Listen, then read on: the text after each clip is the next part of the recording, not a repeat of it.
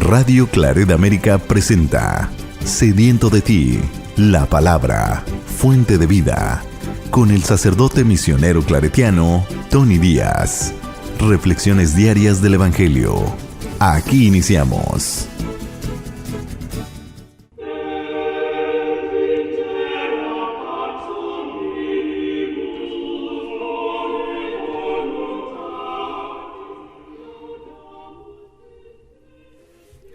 Bienvenidos, hermanos, a nuestras reflexiones bíblicas de las lecturas del día. Hoy es lunes de la primera semana de Adviento, Este domingo pasado dimos comienzo a la temporada de Adviento del año 2023. El año litúrgico en la iglesia empieza con la apertura de la temporada de Adviento. La primera lectura de hoy viene del profeta Isaías, capítulo 4, versículos 2 al 6. Aquel día el vástago del Señor será magnífico y glorioso. El fruto del país será orgullo y esplendor de los sobrevivientes de Israel. A los restantes en Jerusalén, a los inscritos en ella para la vida, los llamaré santos. Cuando el Señor haya lavado la inmundicia de las hijas de Sión y haya limpiado de sangre a Jerusalén, con viento justiciero y abrasador, creará el Señor sobre todo lugar del monte Sión y sobre la asamblea nube y humo de día y fuego llameante de noche. Y por encima la gloria del Señor será toldo y tienda contra el calor del día, abrigo y resguardo contra el temporal y la lluvia. Palabra de Dios. El salmo responsorial es el Salmo 121 y el responsorio es: vayamos con alegría al encuentro del Señor. Vayamos con alegría al encuentro del Señor. Qué alegría sentí cuando me dijeron: vayamos a la casa del Señor. Y hoy estamos aquí, Jerusalén, jubilosos delante de tus puertas. A ti, Jerusalén, suben las tribus del Señor, según lo que a Israel se le ha ordenado, para alabar el nombre del Señor. Vayamos con alegría al encuentro del Señor. Digan de todo corazón, Jerusalén, que haya paz entre aquellos que te aman, que haya paz dentro de tus murallas, y que reine la paz en cada casa. Vayamos con alegría al encuentro del Señor. Por el amor que tengo a mis hermanos, voy a decir: la paz esté contigo. Y por la casa del Señor mi Dios pediré para ti todos los bienes. Vayamos con alegría al encuentro del Señor. El Evangelio de hoy viene de Mateos capítulo 8 versículos 5 al 11. En aquel tiempo, al entrar Jesús en Cafarnaúm, se le acercó un oficial romano y le dijo: Señor, tengo en mi casa un criado que está en cama, paralítico y sufre mucho. Él le contestó: voy a curarlo. Pero el oficial le replicó: Señor, yo no soy digno de que entres en mi casa. Con que digas una sola palabra, mi criado quedará sano. Porque yo también vivo bajo disciplina, y tengo soldados a mis órdenes. Cuando le digo a uno, ve, él va; a otro, ven, y viene; a mi criado, haz esto, y lo hace. Al oír aquellas palabras, se admiró Jesús, y dijo a los que lo seguían: yo les aseguro que en ningún israelita he hallado una fe tan grande. Les aseguro que muchos vendrán de oriente y de occidente y se sentarán con alegría con Abraham, Isaac y Jacob en el reino de los cielos. Palabra del Señor. Muy bien, damos comienzo a nuestra reflexión de las lecturas de hoy, pero antes de entrar a las lecturas propias, digamos algo acerca de esta temporada de Adviento que hemos empezado este domingo pasado. La palabra Adviento significa venida, la venida. ¿Y a qué venida hace referencia esto? Bueno, hay por lo menos 3 diferentes puntos de referencia, pero específicamente esta temporada celebra la encarnación, la venida primera de Dios en Jesucristo, cuando Dios se hace uno con nosotros, toma nuestra humanidad en su totalidad, para así manifestar en su presencia humana el amor profundo de Dios por toda la creación y también para modelar para nosotros el camino de la fe, el camino de la confianza en Dios, aquel que ha enviado a Jesucristo mismo. La segunda referencia a la cual apunta esta palabra de Adviento es a la segunda venida de Jesús. Recordamos que después de la resurrección y la ascensión de Jesucristo a la derecha del Padre, nos prometió que regresaría, y esta es la segunda venida de la cual aún estamos por espera. Esta segunda venida pues será la glorificación de Jesucristo como Rey del universo, donde Dios Padre le entregará a su Hijo, a Jesucristo, su reino. Y esta es la venida que aún estamos por espera. La tercera referencia de esta palabra Adviento es a la venida de Cristo, el Cristo que está por encima del tiempo y del espacio, el Cristo que viene a nosotros en cada circunstancia, en cada evento, en cada situación en la cual vivimos, que eso nos hace presente en los diferentes hermanos y hermanas que Dios pone en nuestras vidas, y que viene a llamarnos, viene a reclamar lo que es suyo, lo que le pertenece, ¿no? En esta tercera referencia a la venida, pues es la venida del Cristo universal, del Cristo que está presente en todo tiempo, en todo momento, toda circunstancia, en la cual somos llamados a recibirlo, a reconocerlo, por medio de la identificación plena con la visión del reino que Jesús nos modela, y también para hacer una concientización de que el Cristo universal, el resucitado, no simplemente está presente, por ejemplo, para nosotros católicos en la Sagrada Eucaristía, sino también en cada hermano, en cada hermana. Ahí también el Cristo universal, el Cristo que está más allá del tiempo y el espacio, se hace presente entre nosotros, lo cual es un reto constante de vivir, de relacionarnos con un corazón amplio, con una mentalidad abierta para reconocerlo, para recibirlo, no según nuestras expectativas, sino como el Señor quiere ser reconocido según Él venga a nosotros. Muy bien, pasemos ahora a las lecturas de hoy. Muchas de las lecturas dentro de esta temporada de Adviento vendrán del profeta Isaías. Y aquí tenemos una de las primeras lecturas de esta temporada. Hace referencia a lo que el Señor llevará a cabo después de que el pueblo de Israel está de regreso del exilio en Babilonia.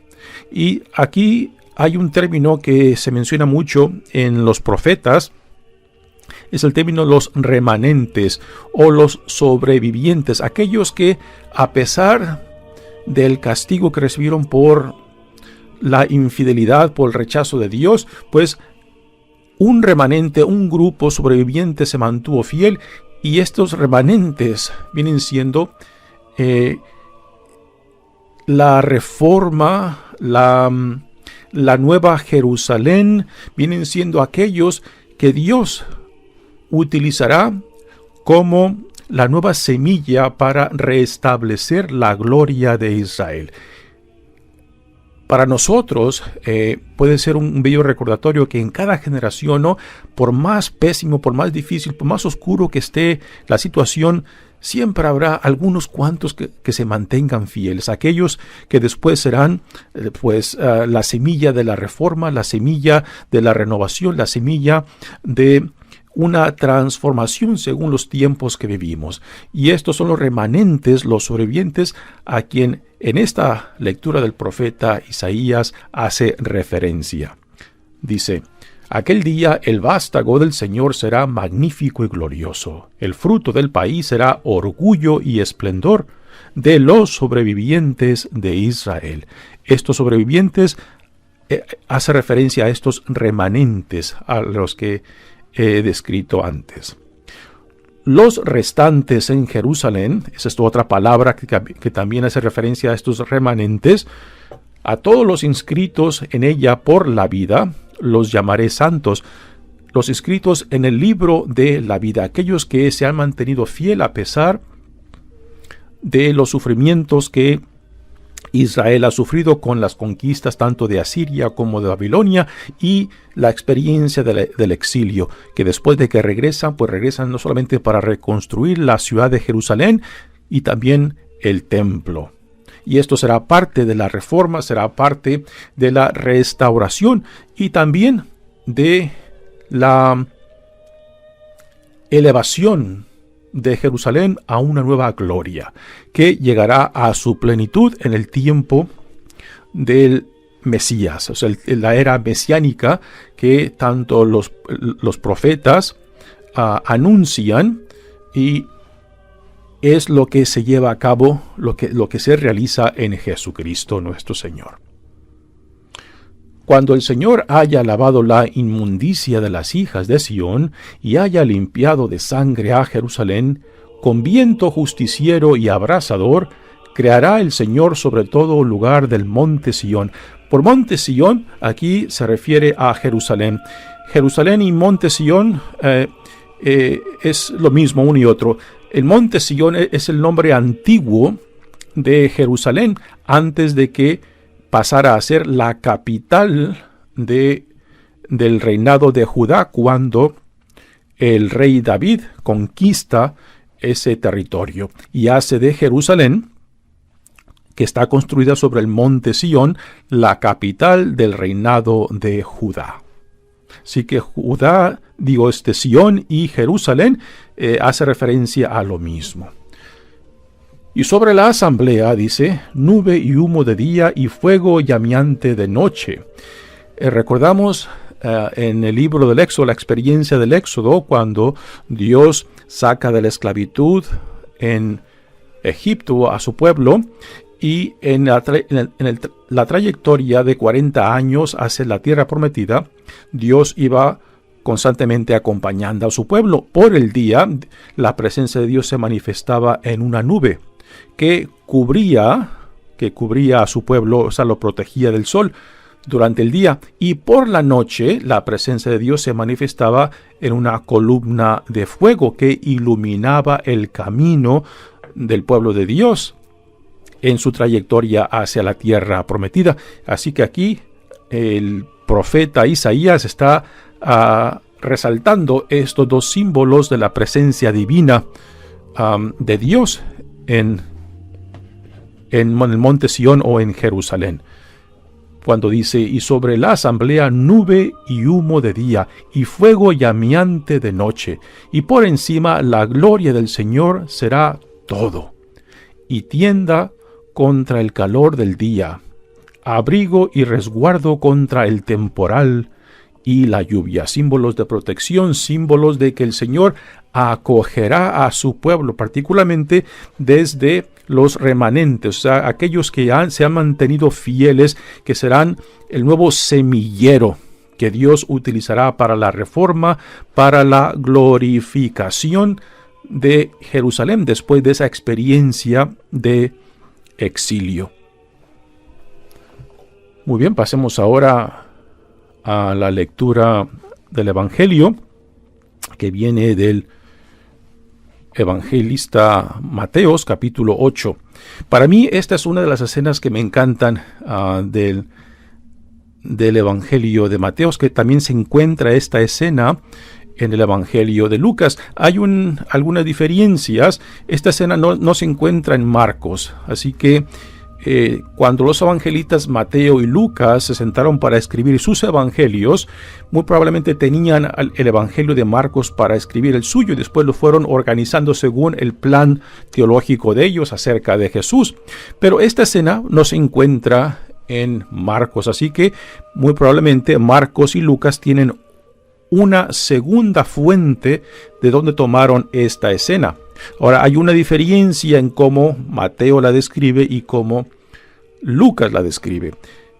En Mateos, esta escena es el centurión que viene personalmente a pedirle a Jesús que le sane a su esclavo o siervo.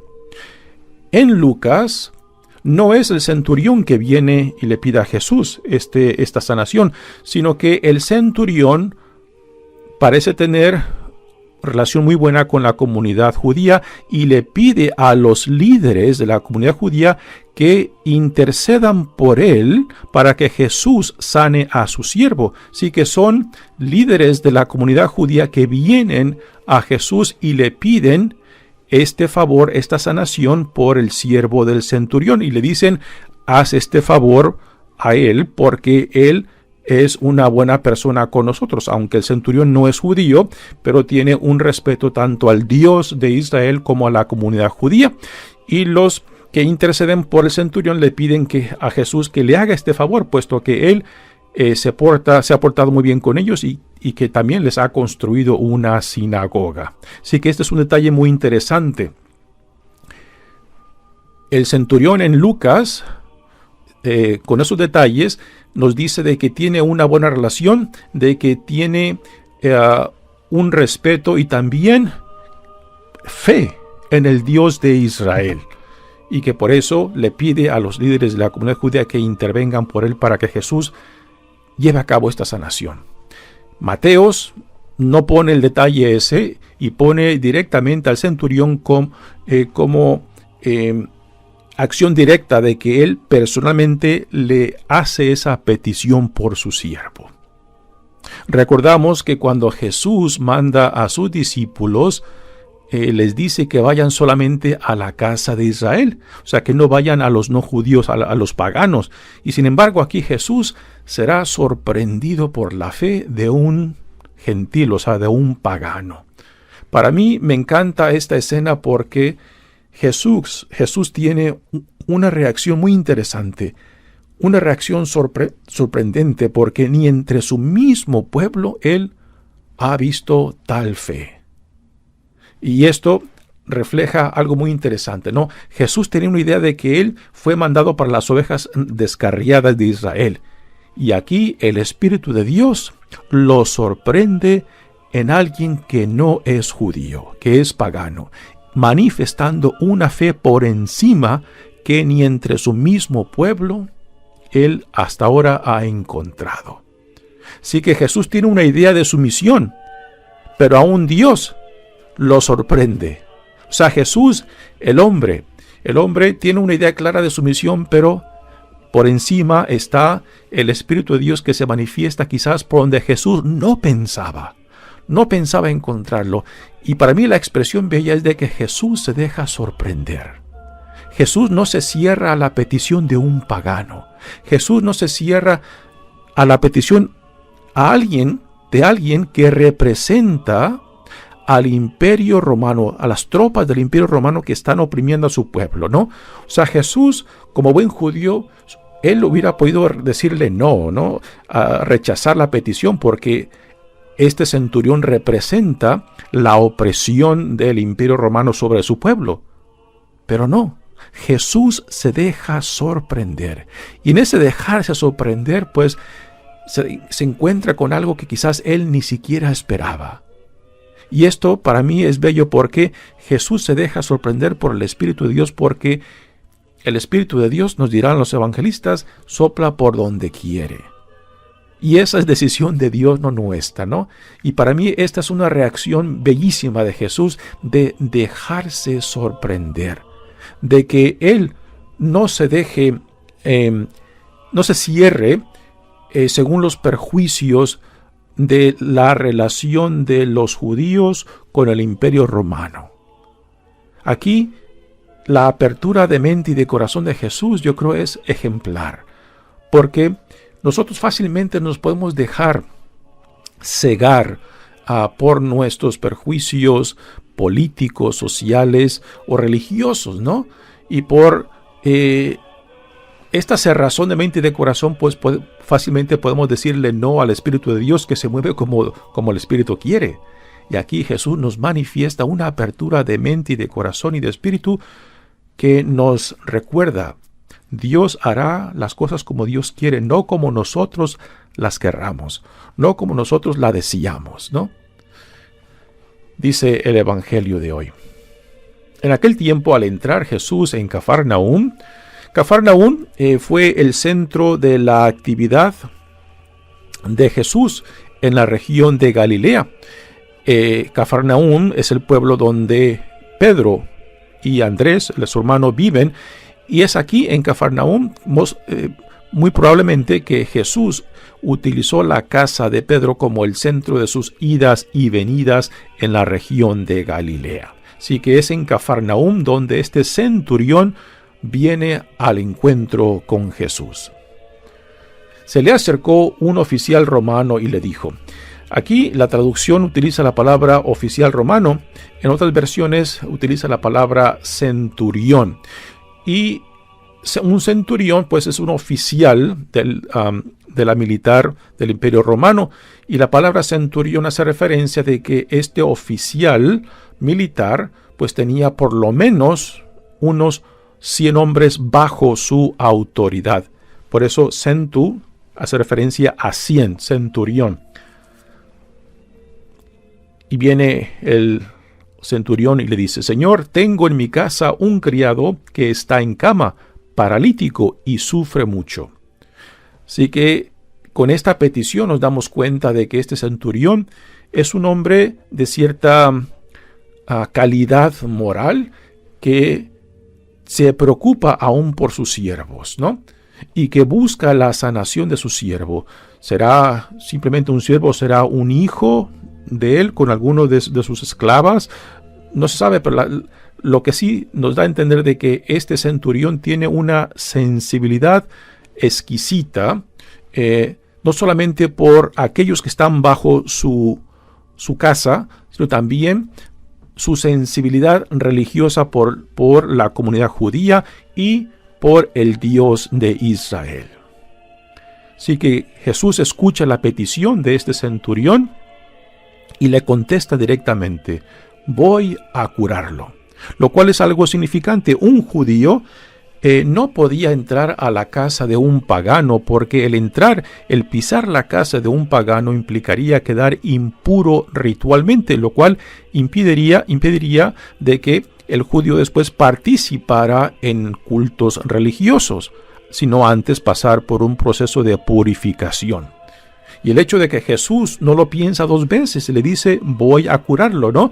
Aquí Jesús no se permite de que esa necesidad de este centurión por su esclavo, por su siervo, pueda hacer un encuentro con Dios. Así que Jesús no permite que estas restricciones que la comunidad judía tenía de que un hombre judío no podía pisar la casa de un pagano, para Jesús no es un obstáculo. Pero el oficial romano, o sea, el centurión, conoce esta sensibilidad, estas prescripciones de la comunidad judía, y por eso, aunque Jesús está dispuesto a ir a su casa, la sensibilidad de este centurión le dice: no es necesario, o sea, diciéndole: no quiero que tú quedes impuro ritualmente, no quiero que el pisar mi casa te deje a ti en una situación vulnerable religiosamente. Y por eso el oficial romano le dice: Señor, yo no soy digno de que entres en mi casa. Con que digas una sola palabra, mi criado quedará sano. Con que digas una sola palabra, mi criado quedará sano. Jesús, al haber quedado anonadado, muy sorprendido por estas palabras del centurión, en el cual le dice: me basta solamente de que tú digas, de que tú lo ordenes, de que tú lo mandes, y se llevará a cabo. Tan grande es la fe de este oficial romano. Y ahora desempaca sus palabras, su fe, en el poder de la palabra, en el poder de la autoridad. Dice el oficial romano: porque yo también vivo bajo disciplina y tengo soldados a mis órdenes. Cuando le digo a uno ve, él va; a otro ven y viene; a mi criado haz esto y lo hace. Con esto, el centurión reconoce el poder de la palabra, el poder de la autoridad, que tan solo su palabra mueve gentes, hace posible acciones, hace posibles obras, ¿no? Y lo relaciona con la autoridad y poder de Jesús, lo cual es significante, que a distancia, tan solo con la palabra, con la orden, con la autoridad de Jesús, su siervo quedará sano, porque el centurión reconoce en Jesús de que el poder de Dios actúa en él, y que como tal, su palabra tiene poder. Jesús se queda impresionado. Al oír aquellas palabras, se admiró Jesús y dijo a los que lo seguían: yo les aseguro que en ningún israelita he hallado una fe tan grande. Aquí es donde a mí me alegra el corazón de esta escena, ¿no? Porque Jesús se deja sorprender por el Espíritu. Jesús quizás no tenía una idea de que él encontraría este tipo de fe en un pagano. Y aquí la encuentra manifestada no solamente en un pagano, sino en un oficial que representa el poder del imperio romano que está oprimiendo a su pueblo. ¡Qué apertura, qué grandeza de corazón de Jesús! También lo que Jesús reconoce y lo que se nos da a entender en este encuentro de Jesús con el centurión es de que el plan de Dios no está limitado al pueblo judío. Aquí se nos da a entender el plan de Dios, que es un plan universal. Este oficial romano representa los no judíos, representa a los paganos, representa a los que serán parte de la nueva Jerusalén, de la comunidad del reino, más allá de la cultura, más allá de la sangre de la comunidad judía, sino que todos aquellos que se dejen atraer, que se dejen iluminar, que se dejen transformar por el Espíritu de Dios y por el plan de salvación que Dios está inaugurando en Jesucristo, en esta época mesiánica que se inaugura en Él mismo, pues será abierta, será dispuesta para todos aquellos que se dejen atraer y se dejen iluminar. Y ahora viene Jesús aquí, donde deja ya claro el plan universal de la salvación de Dios. Les aseguro que muchos vendrán de oriente y de occidente y se sentarán con Abraham, Isaac y Jacob en el reino de los cielos. La imagen de un banquete, o sea, que se sentarán con Abraham, Isaac y Jacob, es una imagen clásica del Antiguo Testamento, particularmente de los profetas, que cuando se habla de la época mesiánica que esperaba Israel, se utilizaba la imagen de un banquete. Y particularmente dentro de este banquete, pues se encuentran los patriarcas Abraham, Isaac y Jacob. Así que Jesús aquí nos da lo que está por venir, en el plan de salvación de Dios. Y nuevamente, para mí esta escena es bellísima, porque para mí me ayuda a apreciar esa apertura de corazón, apertura de mente, apertura de espíritu de Jesús, que no se deja cegar por los perjuicios que dentro de su misma comunidad judía tenían en relación al Imperio Romano, particularmente aquellos que representaban al Imperio Romano. En este caso, el centurión o el oficial que representan las tropas que están oprimiendo, que están pues prácticamente controlando la vida diaria de la comunidad judía. Pues muy bien, en esta primera semana de la temporada de Adviento nos disponemos para prepararnos a celebrar la encarnación de nuestro Dios en Jesucristo. El Dios que, siendo omnipotente, se hace vulnerable con nosotros. Siendo todopoderoso, pues toma nuestra humanidad para que, al hacerse uno con nosotros, pues nos revela la profundidad de su amor al hacerse uno con nosotros, para así también, en su caminar en nuestra humanidad, modelar para nosotros el camino de la fe, el camino de la esperanza en aquel que lo envió. Mi nombre es Padre Tony Díaz, misionero claretiano. Que Dios los bendiga. Radio Claret América presentó Sediento de ti, la palabra. Fuente de vida. Sus comentarios son importantes. Contáctenos en radioclaretamerica@gmail.com.